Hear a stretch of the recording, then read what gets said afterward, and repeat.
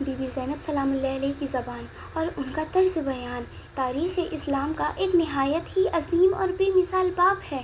ان کی گفتگو اور خطبات کی سب سے بڑی خصوصیت یہ تھی کہ ان کا انداز بالکل ان کے والد گرامی مولا علی ابن ابی طالب جیسا تھا۔ بی بی زینب کو زبان و بیان پر مکمل عبور حاصل تھا۔ جب آپ بولتی تھیں تو الفاظ کا چناؤ اور جملوں کی بناوٹ اتنی بہترین ہوتی تھی کہ سننے والے دنگ رہ جاتے تھے۔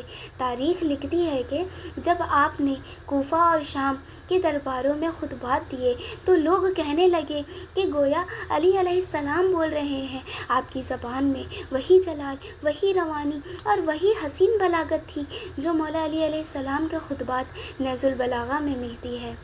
کربلا کے دردناک واقعات کے بعد جب آپ ایک قیدی کے حیثیت سے کوفہ کے گورنر ابن زیاد اور شام میں یزید کے دربار میں پیش کی گئیں، تب بھی آپ کی زبان میں رتی برابر خوف یا کمزوری نہیں تھی۔ آپ نے نہایت دلیری سے وقت کے ظالم حکمرانوں کو للکارا اور ان کے ظلم کو بے نقاب کیا۔ آپ کی گفتگو صرف ایک جذباتی نہیں تھی بلکہ اچھی دلیلیں، قرآن کی آیت کا حوالہ اور عقل و شعور شامل تھا۔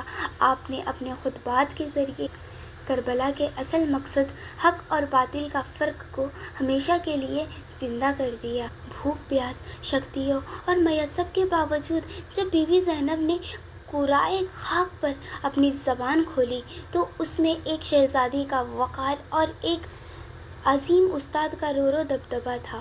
ان کی زبان نے دشمنوں کو ذہنی طور پر شکست دی تھی۔ بی بی زینب کی زبان حق کی آواز تھی۔ انہوں نے اپنی گفتگو سے تلوار کے بغیر ہی کربلا کے حقیقی پیغام کو قیامت تک کے لیے محفوظ کر دیا۔ ان کا بیان دشمن کے لیے تلوار سے زیادہ تیز اور دوستوں کے لیے ہدایت کا نور تھا۔